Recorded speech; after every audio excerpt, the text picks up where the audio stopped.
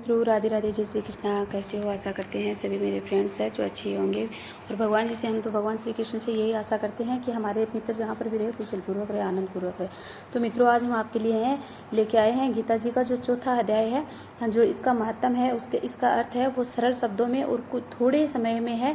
जो पूरा अध्याय है चौथा है वो हम लेके आए हैं। तो मेरी बहनों और भाइयों, कहीं पर भी मत जाइएगा वीडियो छोड़ के, और मतलब अध्याय को पूरा सुनना, जिससे आपके है जो पाप कटेंगे और आपको है जो भी आपने पिछले जन्म में या फिर किसी का उद्धार किया वो होगा इसमें। तो आप पूरा सुनना, आपके बहुत ज़्यादा काम आने वाला है। और आपको दिमाग में ये बैठाना भी है कि ये सत्य बात है।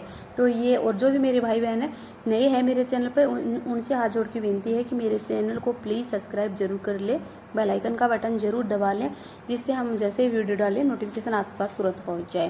तो मेरी बहनों भाई, ज़्यादा समय ना लेते हुए अभी हमें जो वीडियो को चालू करते हैं। अध्याय है गीता जी का 4।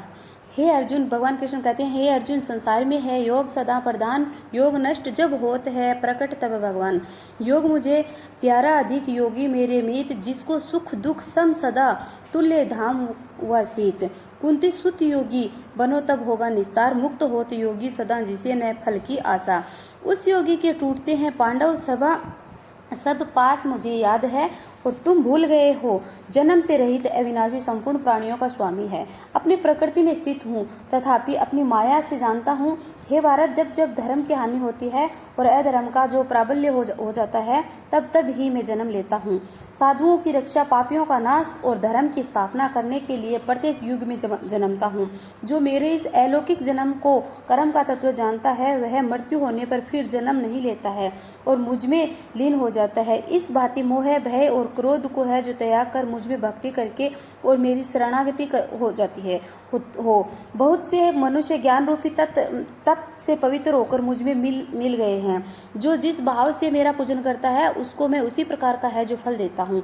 हे पार्थ, मनुष्य सब प्रकार से मेरे मार्ग का अनुसरण करते हैं, अर्थात यह चाहे जिसकी सेवा करे वह मेरी ही सेवा करे है। मनुष्य लोक में कर्म सिद्धि की इच्छा करने वाले देवताओं का पूजन करते हैं, क्योंकि इस लोक में कर्म की सिद्धि शीघ्र होती है। मैंने चारों वर्णों की सृष्टि अपने गुण और अपने कर्म से की है। सृष्टि का कर्ता मैं हूँ, तथापि मुझे अकर्ता अविनाशी जानो। कर्म मुझको बद्ध नहीं कर सकते हैं, तथापि कर्म में मेरी कामना नहीं है। इस प्रकार जो मुझको पहचानता है वह कर्मों के बंधन में है नहीं पड़ता है। अतः पूर्व पुरुषों के किए हुए कर्म को तो तू भी कर। तो हे अर्जुन, कर्म क्या है और अकर्म क्या है, इसके बारे में हम बताते हैं। इसके विचार में विद्वान की बुद्धि भी चकरा जाती है। उसी कर्म का वर्णन है तुम मैं करूँगा, जिससे के जानने से संसार के बंधन छूटकर मोह के भागी होगे। कर्म विक्रम और तीनों को जानना आवश्यक है, क्योंकि कर्म की गति गंभीर है। हे अर्जुन, जिसके कर्म करने की कोई कामना नहीं करता है, नहीं रहती है, और जिसके समस्त कर्म ज्ञान रूपी अग्नि से भस्म निर्मल हो गए हैं, उसको पंडित कहते हैं। जो कर्म फल की आशा छोड़कर कर्म करता है और उनमें आसक्त भी नहीं रखता है और निराश्रय ही संतुष्ट रहता है, ऐसा मनुष्य कर्मों में घिरा रहने पर भी मानो कुछ नहीं करता है। देवयोग से जो कुछ मिल जाए उसी पर संतुष्ट रहता है। जो हर्ष शोक आदि द्वंद्वों से मुक्त है तथा किसी से ईर्ष्या नहीं करता है, कर्म की सिद्धि या फिर असिद्धि में भेदभाव नहीं समझता है, वह कर्म करता हुआ भी उसमें नहीं है। जो फल की इच्छा नहीं रखता है, वासना से दूर हो गया है, ज्ञान में जिसका मन भी अंचल है और आज्ञा के कर्म करता है, उसके वे सब दोष लुप्त हो जाते हैं। हवन करने का पदार्थ भी ब्रह्म है और आहुति देने का भी ब्रह्म है। और इस प्रकार जिसकी बुद्धि में सब कर्म ज्ञान में है, उसको ब्रह्म प्राप्त होता है। कोई कर्म है जो योगी देवताओं की पूजा भी करते हैं और ज्ञान योगी ब्रह्म रूप यज्ञ में यज्ञ रूप से हवन कर परमात्मा का भजन करते हैं। कोई ऐसे हैं जो अपनी इंद्रियों को तथा कर्मों को स्वयं रूप अग्नि में होम देते हैं, और कितने ही इंद्रिय रूप अग्नि में इंद्रियों के रूप शाब्दिक विषयों को होम देते हैं। कितने ही लोग इंद्रियों के सब कर्मों और प्राणों के कर्मों को आत्मज्ञान से प्रज्वलित स्वयं रूप अग्नि में होम देते हैं। कोई तो द्रव्य यज्ञ करते हैं और कोई तप यज्ञ, कोई योग यज्ञ, कोई स्वाध्याय और कोई ज्ञान रूप यज्ञ करते हैं। कोई प्राणायाम में तप्तर रहने वाले योगी प्राण और अपानु वायु में प्राण को रोकते हैं और प्राण वायु में अपान वायु का लक्ष्य करते हैं। कोई आहार को निरंतर कम करके प्राणों को होमते हैं, वे यज्ञ वेता है और यज्ञ ही से इनमें सब का पाप है वो नाश हो जाते हैं। और यज्ञ में बचे हुए अमृत रूप अन्न को जो खाते हैं वे सनातन ब्रह्म को प्राप्त करते होते हैं। हे अर्जुन, जो यज्ञ नहीं करते हैं उनको यह लोक और परलोक दोनों नहीं है।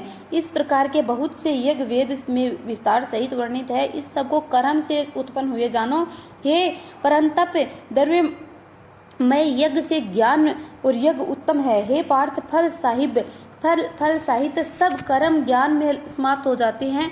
सो उस ज्ञान यज्ञ का तत्वदर्शी और ज्ञानी लोग तुमको उपदेश करेंगे, इसलिए तुम उनकी सेवा करना और उनको विनय पूर्वक प्रसन्न करके ज्ञान यज्ञ जानना। इस ज्ञान का लाभ करके तुमको ऐसा मोह फिर नहीं होगा और इसी ज्ञान से समस्त प्राणियों को है जो तुम अपने में और मुझ में देखोगे। यदि सब पापियों से भी अधिक पाप करने वाले हो तो भी ज्ञान रूपी नौका से ही सब पाप रूपी समुद्र को है पार कर जाओगे।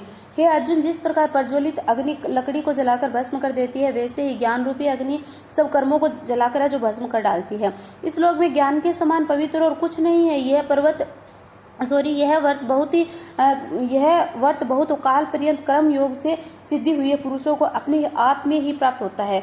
जो श्रद्धावान पुरुष इंद्रियों को जीतकर ब्रह्म ज्ञान में लगा रहता है वह ज्ञान का प्राप्त करता है और ज्ञान को पाकर अल्प समय में ही शांति को पा जाता है। अज्ञानी श्रद्धा रहित और जिनके मन में संदेह है, ऐसे जो पुरुष है वह नष्ट हो जाते हैं और जिनके मन में संदेह रहता है उनको यह लोक परलोक और सुख कुछ भी प्राप्त नहीं होता है। जिसने परमेश्वर राधन और निष्काम कर्म योग के आश्रय से कर्म बंधन त्याग दिए हैं, हे अर्जुन, उस आत्मज्ञानी पुरुष को कर्म नहीं बांधते हैं। अतः अज्ञान से उत्पन्न हुए चित्त के इस संशय को ज्ञान रूपी तलवार से काटकर मेरे बताए हुए कर्म योग को करने के लिए है जो प्रस्तुत हो जाओ। तो गीता जी का यह है जो चौथा अध्याय था और इसका मेरे मित्रों हम अध्याय का जो मातम है वो अगले भाग में आपको बताएंगे। और प्यार से बोलो जय श्री कृष्ण, राधे राधे।